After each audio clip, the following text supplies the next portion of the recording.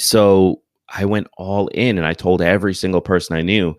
Never one time, not a single time did somebody say, that's crazy, that's impossible, you can't do that. Like, never. I've never had that in my entire life. It's always been, if it was my dad, he would sit down with me and like create a plan for it. If it was my mom, it'd be like, cool, hurry up and do it. If it was like whoever it was always like they expect that from me.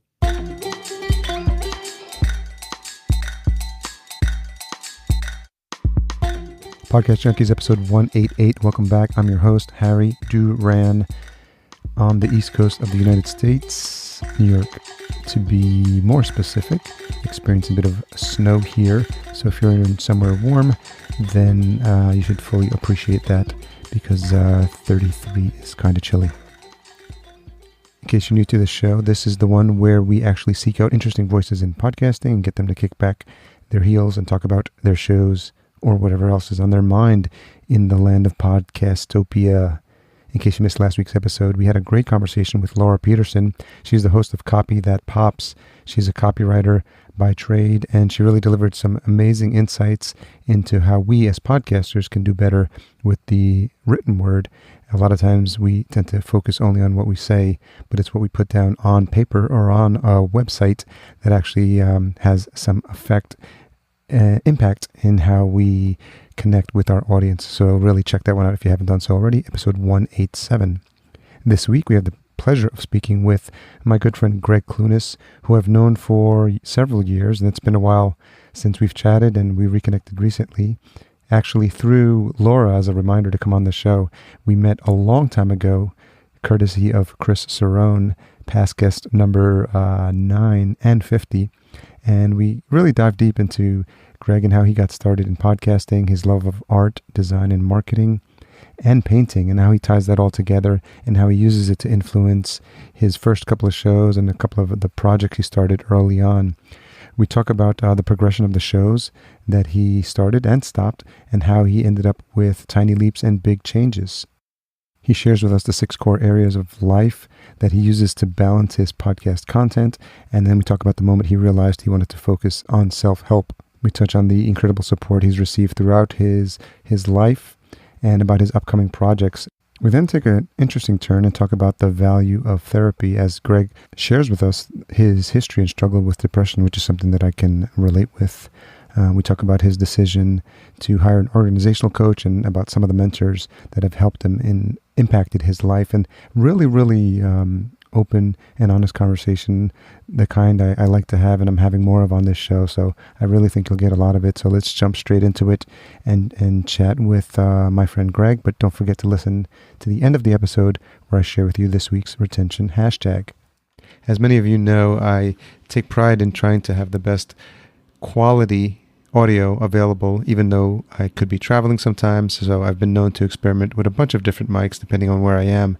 I always try to make it a point to pack my Focusrite Scarlett 2i2, and they're sponsors of the show this week. Focusrite has been generous enough to sponsor Podcast Junkies, and I can't say enough of good things about the company. And to be honest, I've had this Focusrite 2i2, the Scarlett, otherwise known as the little red box, for several years now. Why I love it is because it's got this front interface that allows you to plug in the 2 mics as XLR mics. And even if you've got a mic like the Shure SM7B that I was using previously, that's a little power hungry, you can use it with the Phantom Power. It works wonderfully with that. And I love the controls on the mic. I get to monitor my own audio by plugging my headphones straight into the headphone jack on the front of the Scarlett. And overall, it's just adds that extra level of boost and richness to my sound. Extremely reliable, extremely sturdy, and it's one of my go-to recommendations when I'm working with clients and I'm having them do a brand new setup.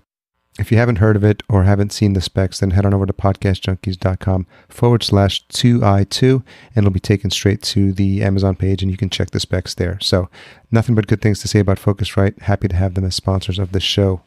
So Gregg Clunis, host of Tiny Leaps, Big Changes. Welcome finally to Podcast Junkies. Dude, thank you so much for having me. This is definitely been on the top of my list of shows to appear on in the last couple of years. So I'm pumped that we finally get it to happen. So we always like the origin story, and I think ours goes all the way back to New York City, if I'm not mistaken.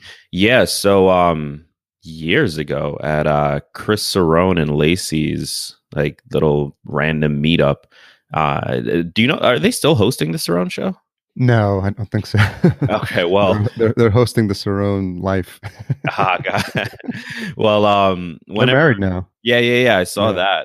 that. Um, whenever, however long ago they were hosting that show, we randomly met at their in person meetup, and it was interesting because I think you're in Paradise, right? Yes. Yeah, so Podcasters I think Paradise. I had like known of you from Paradise, but it was so early in my podcasting career that I didn't even like connect it.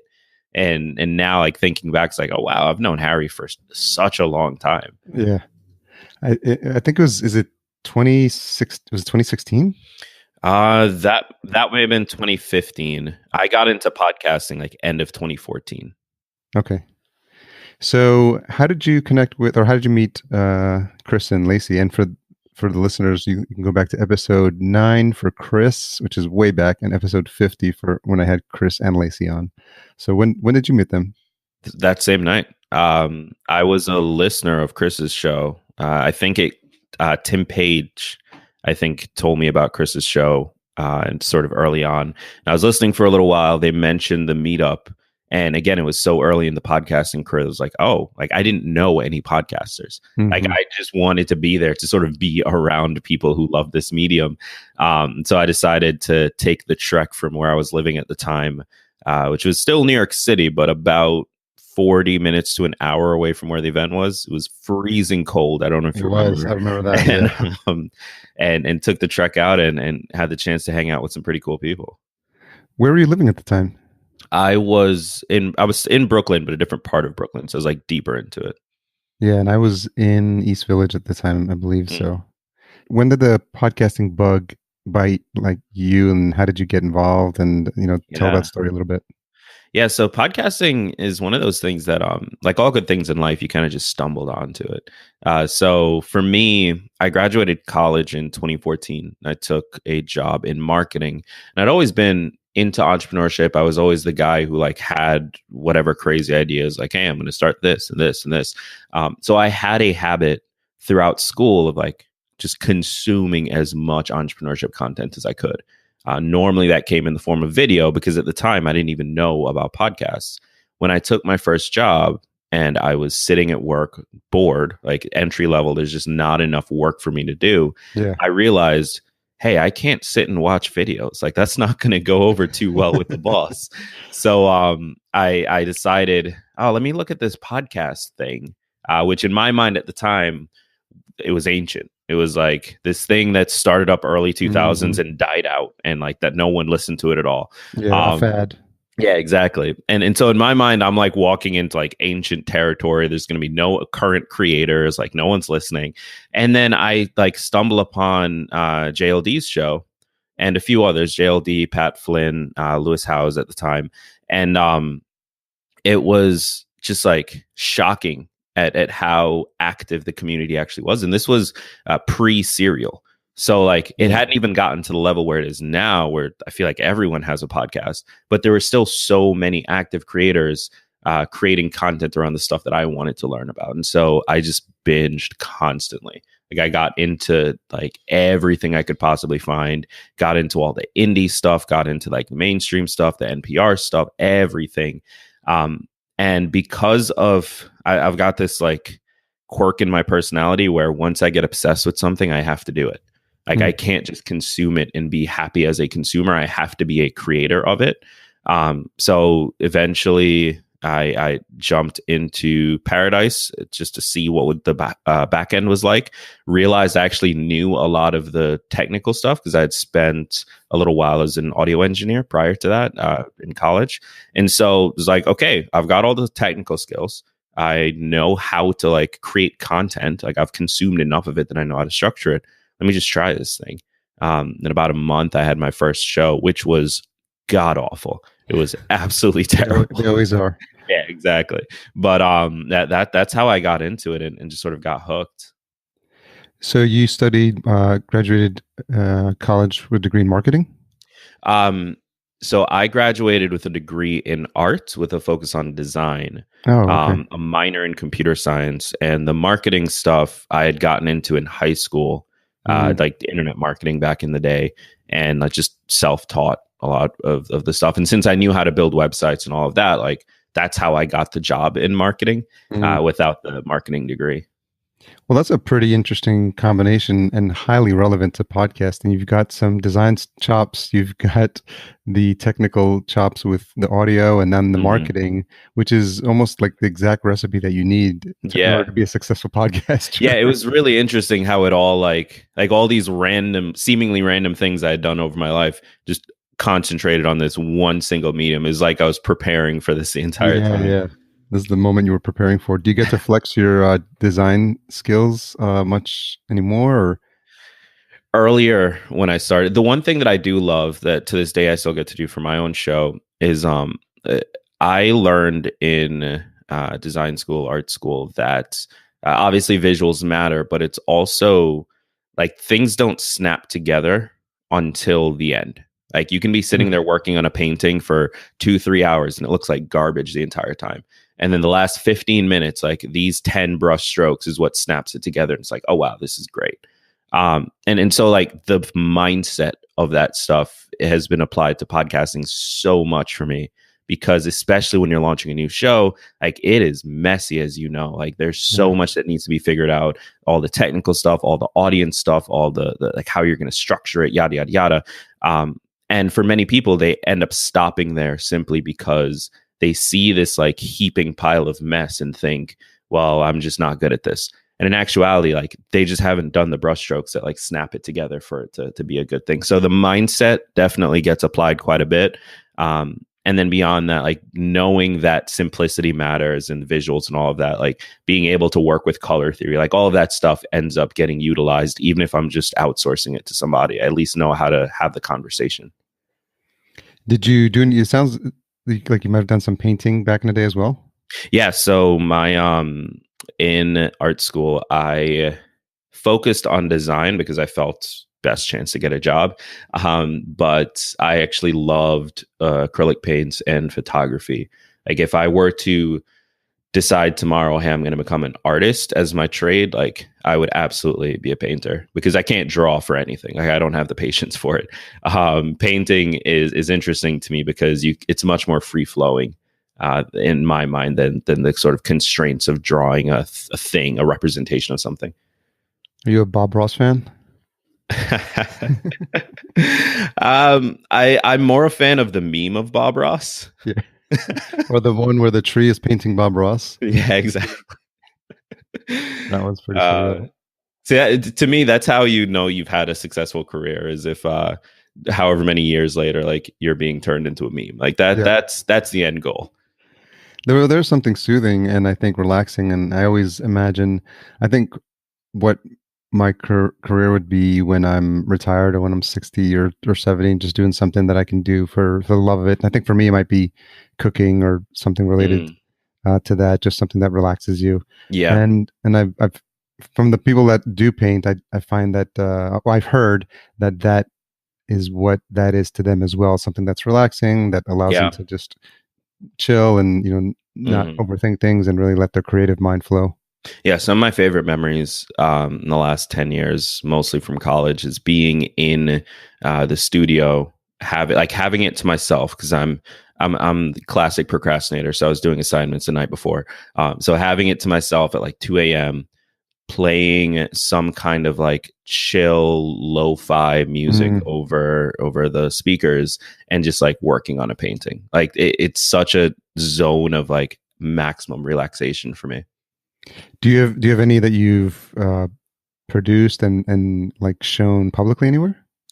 More so in college. So we did a for my senior like thesis, we did a few like gallery showings. One of my favorite projects, really, it's less painting, more everything that I worked on for the final project was I produced an original piece of music, so an electronic track. Mm. Worked with a friend of mine who is a dancer, had her choreograph something to it, She then performed the dance and I photographed it. Then I took the stills from those photographs, turned them into stencils, and took this massive piece of like just huge wall-sized piece of wood and like spray painted each of the stills going down it, and then had the track available for people to listen. And the goal of it was really to like see how far I could abstract it from the original thing, and then having the original and the final like next to each other for you to listen and see at the same time. Like, what effect would that have? Like, does it feel like it came from it or not? So that was a lot of fun to me. But that I thankfully got to hang in a gallery for about 2-3 months. Oh, that's nice. And just have people walk in and see it and comment. And I got to read all the feedback afterwards. That was pretty cool. Very cool. And the electronic production speaks to me as well, because I grew up DJing vinyl, turntables, and all that stuff. Yeah. And then I got into electronic music production and started playing around with Ableton Live and producing tracks. Dude, Ableton is incredible, man. It is incredible. That's how I did my first podcast editing, because that's the only tool I knew. Yeah, me too. When I first started, I was on Ableton because I was heavily producing dubstep at the time. So it was like, I already have the software, may as well utilize it. And for those who don't know, Ableton is serious overkill if you're just trying to edit some podcast audio. But I was able to work very fast because I just knew it. And you need the software. Yeah. Which is such a good point. Like, it doesn't really matter what software you use. Like, use what you know or can learn the fastest. Yeah, now occasionally when I do my team handles most of the editing, but occasionally I use Hindenburg because it's meant specifically for audio, and it's just really easy to use. So I've heard really, really good things about Hindenburg. It's really simple, not a lot of bells and whistles, and it's perfect for what it. I never got into Audacity, never got into Audition, never got into GarageBand, which I know a lot of new podcasters gravitate towards. Yeah. Just the interface wasn't coming from Ableton. It was just completely like I felt like I have to learn a completely new tool. So I was lucky because I use Audition now. I love it because I did a lot of video editing growing up, and so Premiere Pro is where I learned and have been in that environment. So the transition to Audition was easy. Like it's a similar setup. If you've ever used any Adobe products, I would definitely recommend Audition. And you can create templates from what I heard. Yep, you can create templates, voice profiles. Like, if you want to get real nitty gritty and like build out a system to save yourself time, like Audition has the tools for it. I heard you can even program or look up the ums as a waveform and in bulk, like delete them. I heard Some mentioned that in a group once. It's hit or miss, but it definitely can be a lifesaver if you've got a lot to work through. Yeah. So transitioning into podcasting. So when you started the show, like, who was the main inspiration of the folks you were listening to, and how did you decide on what format you landed on?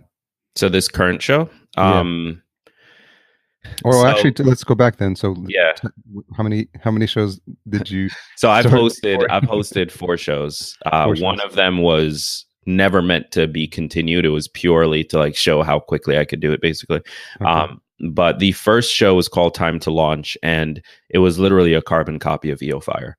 I kind of made a similar mistake that a lot of new podcasters make. I found the show I loved, and I just said, "Cool, I'm going to make that." And that's why I say it was terrible, because like it was EO Fire without being as good as John is. So like it just 7 days as well. I tried. I went for the 7-day model. And so like it just didn't work.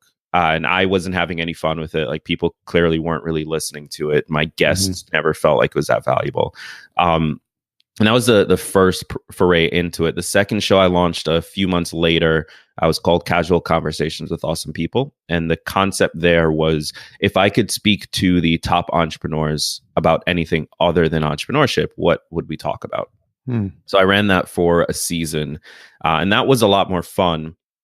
But I think because I didn't have a direction for it, like I didn't know what I wanted to do with it, or like, did I even want to monetize? Like, I knew nothing. I just wanted a show.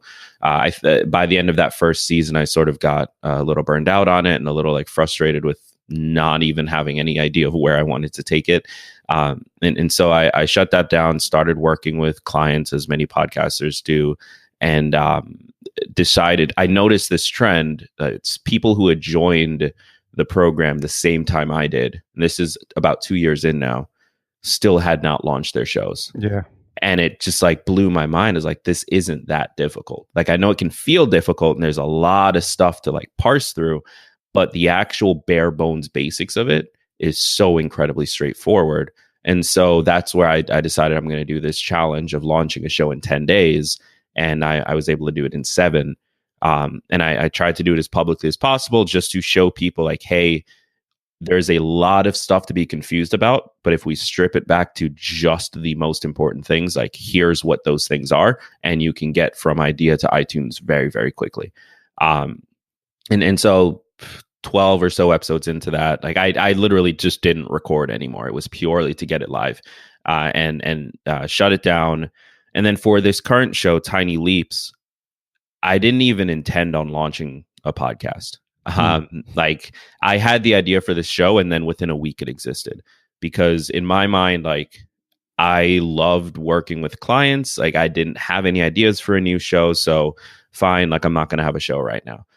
Then I was sitting on a train reading this self-help book, and I just was so angry. Like, I was frustrated with the book, with the industry, and it wasn't this specific book. It was more like a last straw kind of deal. Was it a self-help book, a general self-help, or something related to podcasting? Or it was related to, it's like general self-help, but it was focused on like the whole like passion movement. So find your passion and you'll be super happy and life will be perfect and amazing, and like you'll never get frustrated, basically. And all the big fluffy things like that. No, I mean, surprisingly, it does not. Surprisingly, for some people, apparently it does, because they're the ones who write books saying it. But I've never experienced it.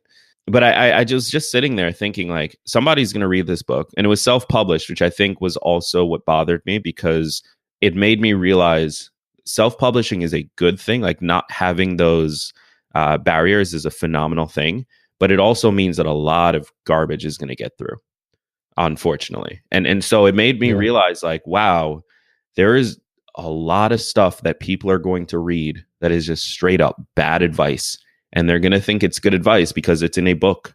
Like people still have that level of respect for a book. And so I wanted to create something that countered what I felt was fluffy garbage personal development, and take this concept of improving your life, which is very possible. Like, that's not a impossible thing to say you want to do. But there is a way to approach it that allows you to keep moving forward without risking every single thing that you currently have. And without putting yourself in a position where you might end up on food stamps because you quit your job but didn't know how to build a business or something like that. And so that's where Tiny Leaps came from. And that night I wrote in my journal saying, we're in a really dangerous place. Somebody needs to create something that counters this. And because I already knew how to launch a podcast, like I knew that world well, it just ended up being a podcast. And so when you thought about that, how did that guide the format and in your mind, like what types of either content you were going to have or what type of guests you were going to go after? So it's really funny how this show developed, because it was all based on kind of necessity in the moment. So I had the idea. A week later, I had a show. That meant, and I knew I wanted to get it out very quickly because it was December 22nd of 2015, and I wanted it out for the 1st. And to make sure that I was able to get in front of people making their like resolutions and stuff. So because of that timeline, that means I couldn't get any guests for that first week because people are on their holidays. So even the friends that I maybe could have called on, like, they're busy, they're with their family and stuff. I'm not going to ask them to take 30 minutes to come talk to me on this new show that I don't even know what it is yet. Which is just as of this recording, roughly about 3 years ago. Mm-hmm. Almost within a week. January 1st will be 3 years, which is mind blowing to me. Yeah. And so I decided, okay, these first episodes are going to be solo, and that'll allow me to get it out quickly. Then after it launched, 3 episodes in, I did 3 episodes weekly because originally it was going to be a weekly show. And I noticed that it was doing better than my previous shows. Like, the numbers were higher. There was a lot more engagement. than previous shows. And so I decided, all right, I'm going to try and capitalize on this, and I'm going to go daily. And because I went daily, but I had never planned on going daily, that meant I didn't have any episodes in the bank. Daily 5 days or daily 7 days? Daily 7 days. 7 days. And okay. so I didn't have any episodes prepared, like nothing pre-recorded. And so that's the cycle that put me in was I'm going to wake up every morning, record my episode, spend hours producing it, and then publish it that day. And then theoretically, I could have done 2 or 3 or something like that. But by the time I was done editing and producing that single day's episodes and promoting it and so on and so forth, like I was exhausted. Like I was mentally drained. So like when I first started, 14-minute episodes took me 5.5 hours because it was very research driven. Like I was looking up psychological articles. I was looking up like things that people have done and like scanning through documents to find science to like the original tagline was simple research-backed strategies to help you get more out of life. And so the research-backed was the differentiator. And so it took hours to create a single episode. So I was drained. And so that put me in this cycle for about 6 or 7 months of waking up, doing my episodes, publishing it that same day, and then repeating it the next day. And because of that, you had your own business, or were you still working a 9 to 5? Or at this point, I had just quit my job in December and was trying to like build a freelance web design business. Okay. So like in addition to trying to land clients and like do stuff that's unrelated to my podcast, like completely different audiences, I'm doing this like 4, 5, 6 hours a day of the podcast. And thinking back, I have no idea why I kept doing it because like it sounds like a recipe for burnout. Like I don't think I could do that again. But I think it was largely because the signs were so positive. Like I had a goal of doing 100,000 downloads in 3 months, 100,000 total, which to me was like massive stretch goal because my previous show, Casual Conversations, had done 12,000 in about 3 months. And so I set this massive audacious goal of, hey, I'm going to do 100,000 in 3 months and 10,000 the first month and 50,000 in the first 2 months. And I did 100,000 in the first like 6 weeks. Nice. And like once I saw that, I was like, holy crap, like there's something here. Like I don't know what it is and I don't know why, but there's something here. And so that's like sort of what kept me waking up every day and going through this cycle. And so it just meant that I couldn't take on guests. Like even if I wanted to, I could not rely on somebody else's schedule because it was always such a crunch. Yeah. So all the decisions, especially in the beginning of the show, were purely about necessity. And then after about 6 months, I burned out naturally because you can't keep that up. And so I dropped it to a weekly show and I was terrified of that, thinking I was going to lose all my audience and yada, yada. And it turns out my audience came along for the ride. Like they were more than happy to go back to a weekly. And then that gave me time to build up a backlog of episodes. And since then I've gotten pretty good at cycling my release schedule. So towards the end and the beginning of the year, I typically release 3 to 5 per week. And then in the middle of the year, I release once a week. And that's just based largely on the times of the year that people are paying attention to personal development, sort of maximizing when my audience is looking. And then when I'm in that middle of the year, when people are sort of forgetting what their goals are and not looking for it anymore, then I'm just sort of serving the people that are already there. Do you remember when the first time was that you started receiving feedback on the show? So I purposefully did that very quickly. So that's something that I advise everyone do after you launch your show. Spend as much time as possible talking to your audience. And so what I did the February after I launched, so February 2016, I carved out 15-minute blocks on my calendar. And I just said, here's the link, go schedule a block and we can talk about anything you want.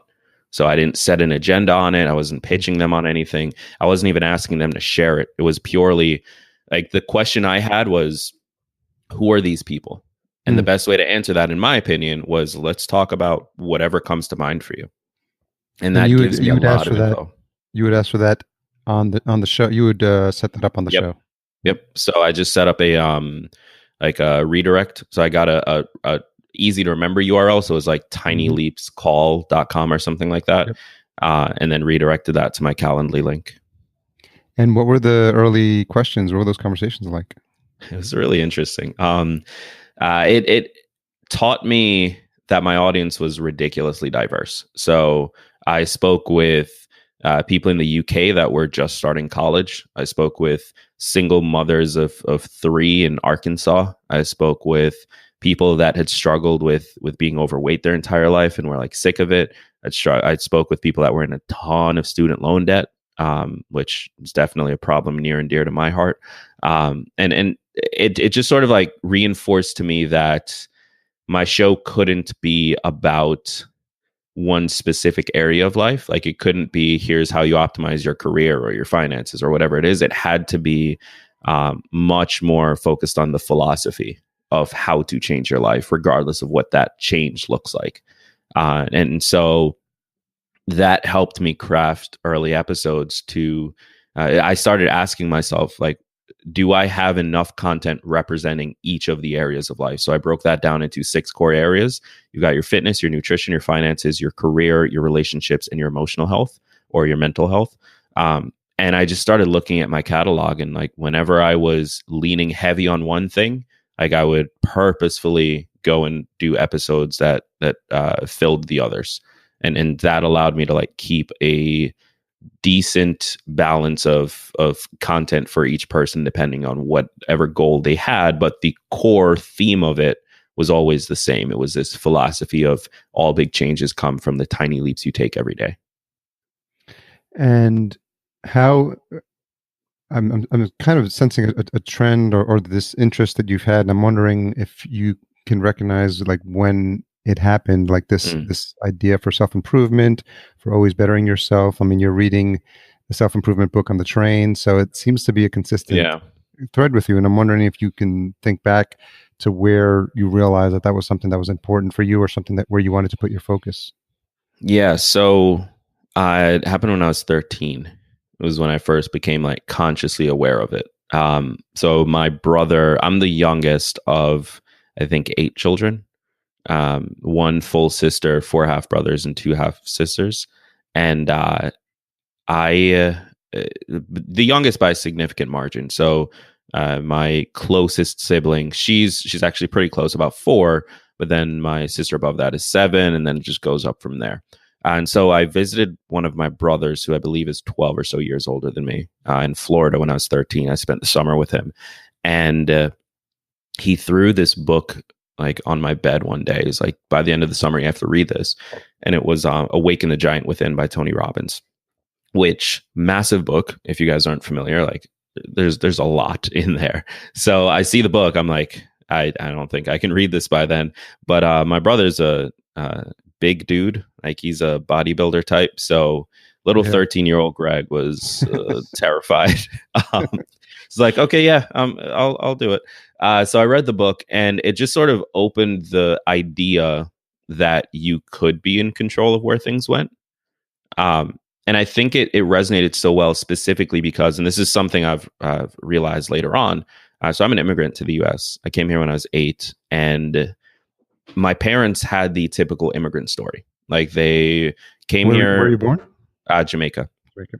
Yeah, so they came here, literally had nothing. My dad's first job here was picking apples on an apple orchard, and he actually had to come up a full year ahead of us to like get himself established. And so they came and worked their ass off and built a comfortable life and created real opportunity for me, opportunity that wouldn't have existed in Jamaica.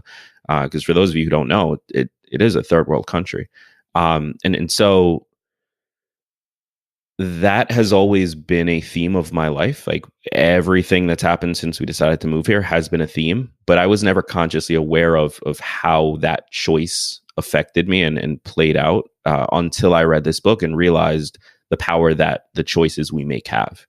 And so it just all sort of snapped into place, and I started focusing on entrepreneurship because I knew I wanted to have freedom and income and all of those things like when I was older. And so I tried starting a bunch of businesses when I was younger and had all these ideas for things, started shoveling people's snow, like all of that stuff.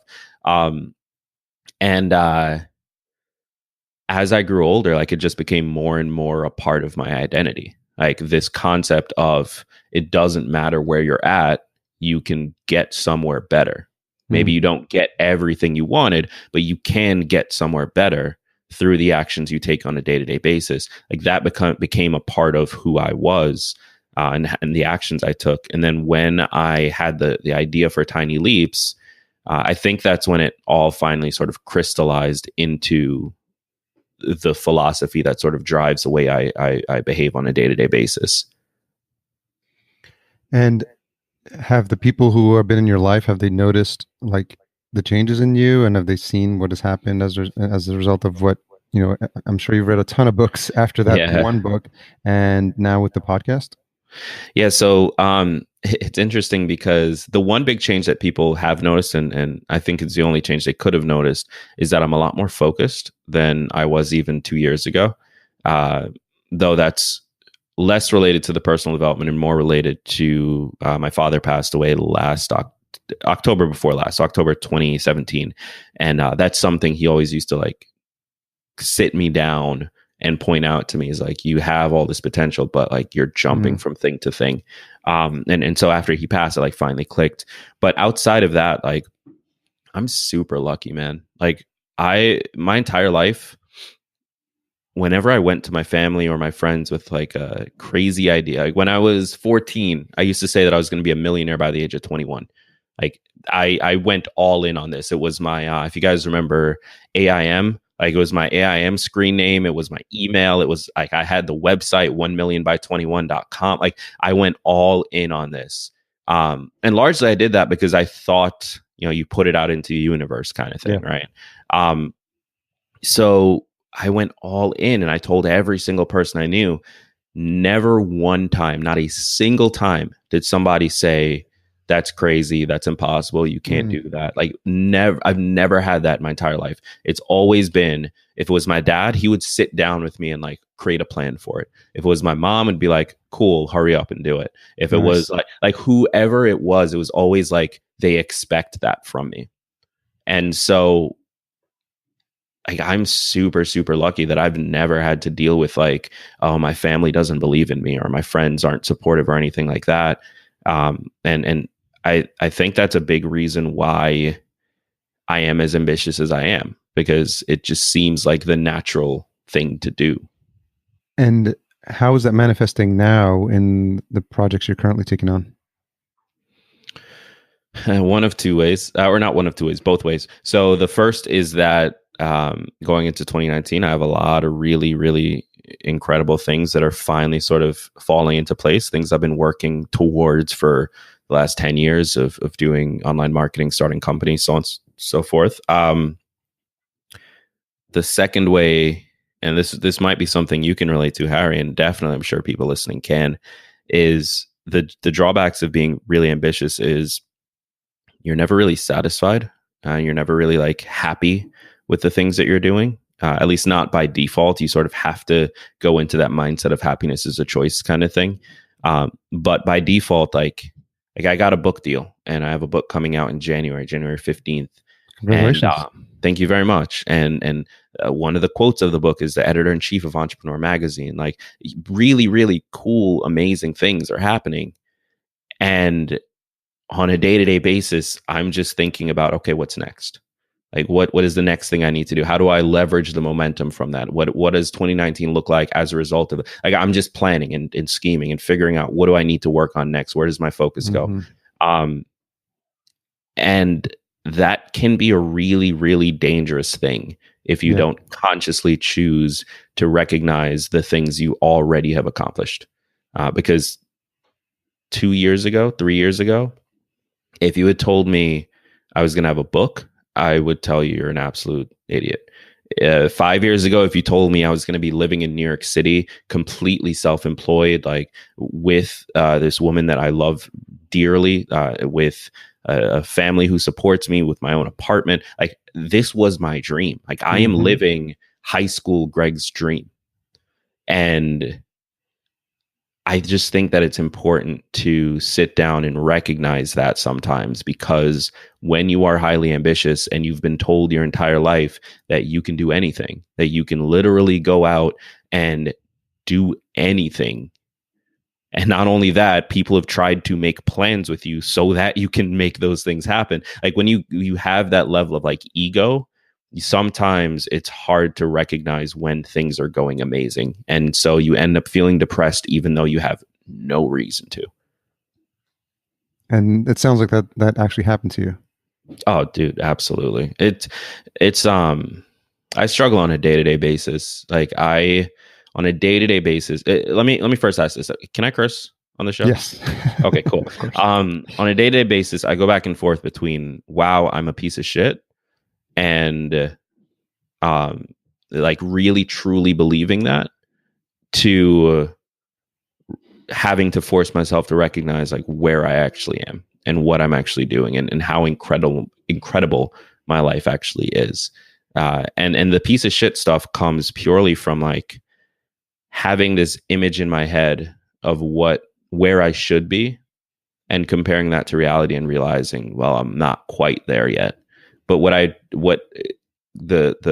you don't realize on a day-to-day basis is that image has shifted. Like the image used to be something else, and I am there. It's just shifted because I accomplished that thing, but it shifted before I had any chance to like recognize that it was there, that it matched up. Like the goalpost had already moved.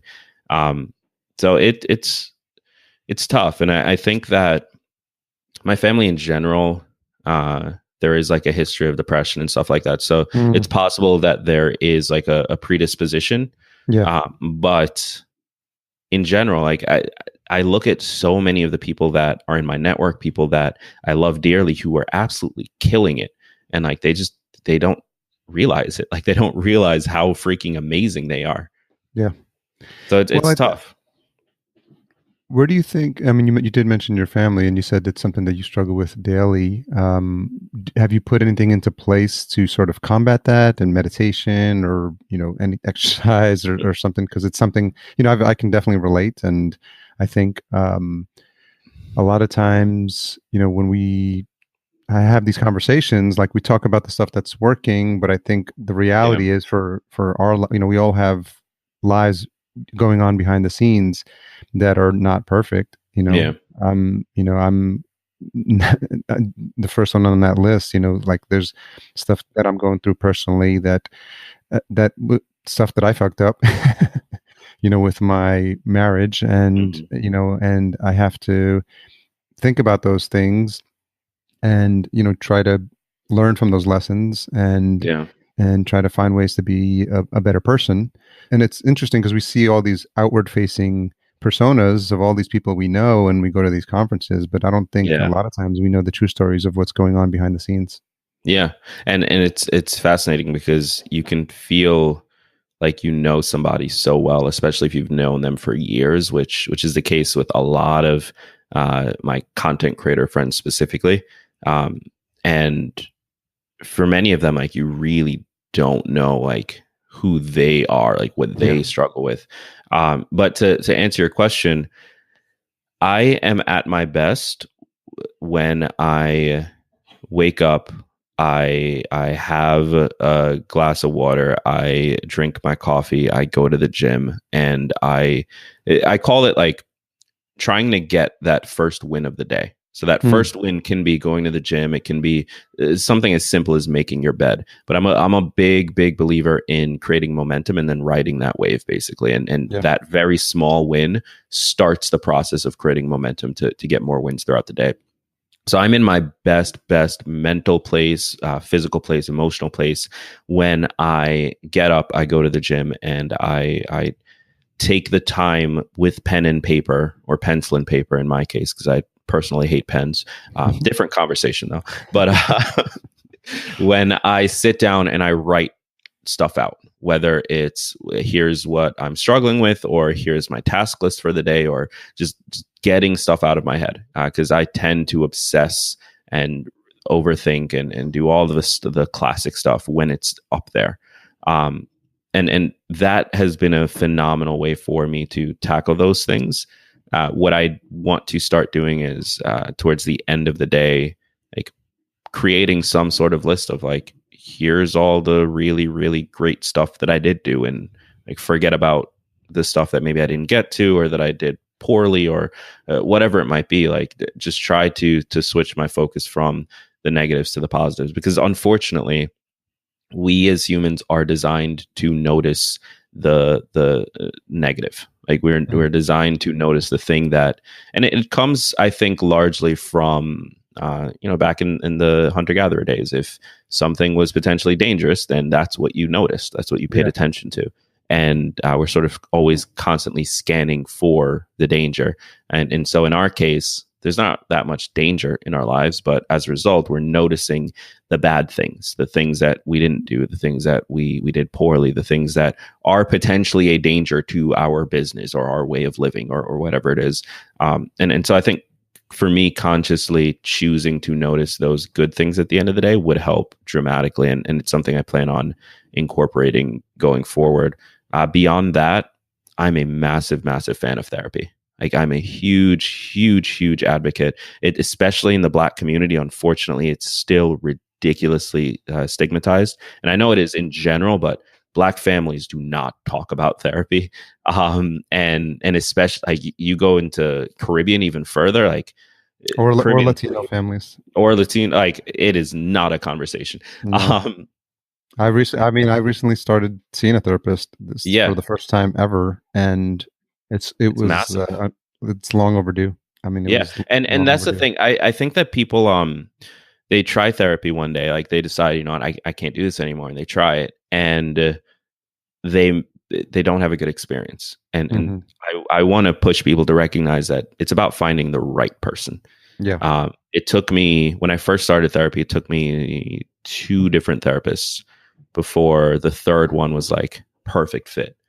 And so just keep trying. I would recommend, for anyone even considering it, but maybe you don't want to have to explain where you're driving every once a week or something. Like, I would recommend, there's plenty of online tools for it. Like, there's BetterHelp, there's a few other like apps that you can have the conversation with people and get some degree of the support. But I'm a massive, massive fan of it.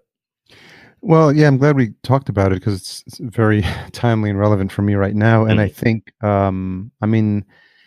we should tell people and not have that stigma attached to it, where we don't feel like, or we're embarrassed to talk about it, because I think people associate that with something's wrong with you, you're broken, or you're screwed up, or there's a mental issue that you have. Because in the past, it was like people with like mental problems and or eating disorders, or what have you. But I think there's power in being able to talk through challenges you're having in life. And I fought it for so long, and unfortunately,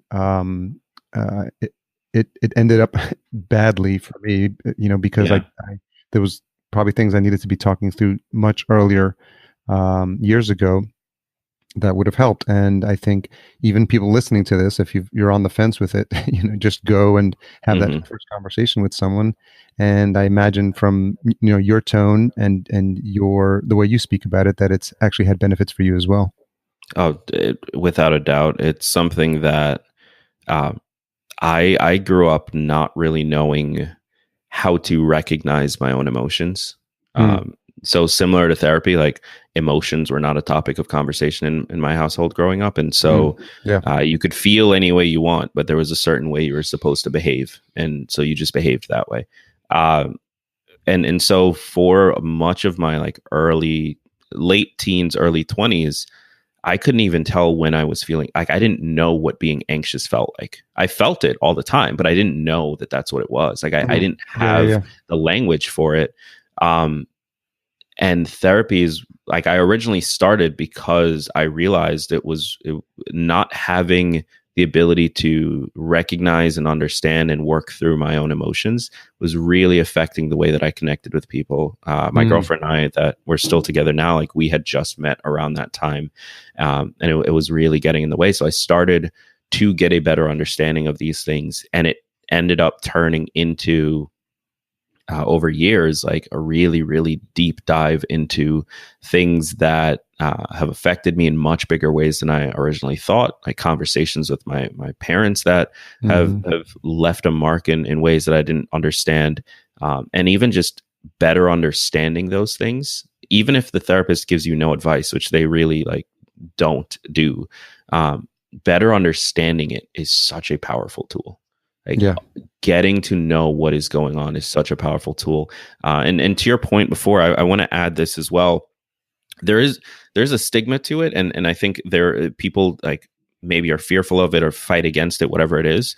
But I also think people have a tendency to trivialize and trivialize like what it is they're feeling, and so in their minds, why would I go to therapy? I just feel a little sad, right? Yeah. And what people don't recognize is like it's not really about getting cured of whatever it is. It's more so to what you're saying, like having that open conversation is incredibly valuable. And more specifically, if you have a conversation with a friend or family or someone who has any context around you, you're going to subconsciously filter yourself because you want to be portrayed in a certain way to this person. Now, you may think that you're being totally open, but subconsciously you are saying things in a certain way. You're using certain words because you have a thing that you're trying to present to them.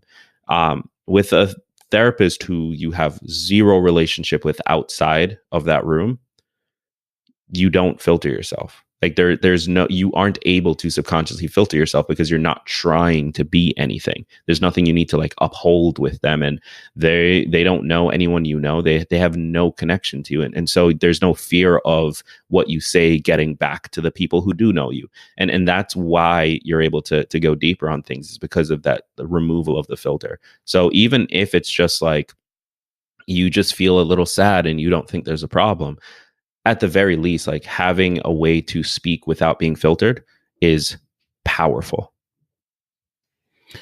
Yeah, and a lot of times you just need the ability to talk through stuff, and you may not even know what it is you're originally there for. But I think Yeah. having that neutral sounding board to talk through things that are in your mind, and Yeah. having someone help you make sense of what's there, and that neutral third party is really powerful. Mhm.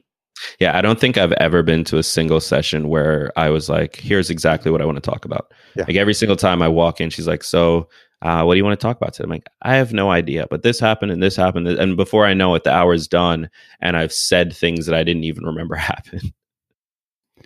So along those lines of like having people to like support you in your life, can you think of a relationship that you've had with a mentor who's been important for you and your success? My only formal forms of mentorship have been like with family. So with my dad, with my older brothers, with my older sisters, my mother. Um, every other form of mentorship I've had has been mentorship from afar. So reading books, listening to audiobooks. And I place a lot of value in that, in having access to these people in some way. And often I do try, not necessarily try to turn it into an official mentorship of any kind, but try to get additional context by emailing these people or just having a conversation with them if I see them at a conference or something.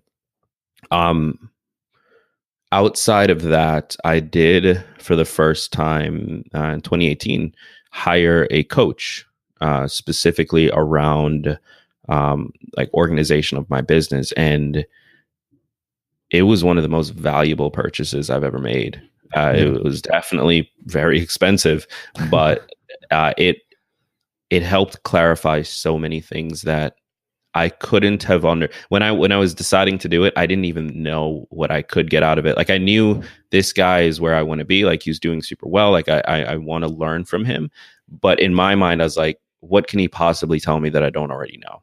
And the truth is, he did tell me a lot of stuff that I already know. He just Mhm. organized it in a way that allowed it to finally be like, oh, okay, that's what this That's is about. important. Yeah. And it was so incredibly valuable. So that's one. The guy's name is Jason Van Orden. I highly Oh yeah. recommend at least just speaking to him. He's a good dude.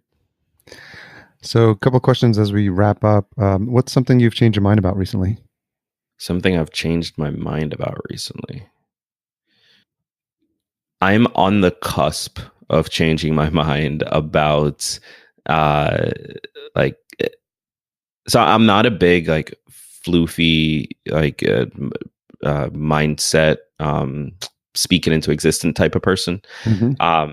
Like I really, really struggle with wrapping my head around that stuff and I think ultimately it comes from like I'm not. I hate when I am not in control in some ways, and so if I have a goal, then in my mind, whether or not I accomplish it is based on the amount of effort I put in. And of course, there's external factors like other people's behavior that I can't control. But as far as the stuff I do control, like that's on me. Um, on the cusp of changing the way I look at it and really starting to be more open to the like putting it into the universe and still driving the action because that's the core of it, but making it known that this is what I'm going for. This is what I want. Here are like keeping a vision board and all of those things. Like I'm starting to see the value of it. Yeah, it seems like having one foot on the ground and then the other, open to the possibilities that, Yeah. that you can actually create a vibration that allows stuff like that to come into your life. Yeah. And I think my big problem with it has always been like how people present it. Like things like The Secret and yada yada yada.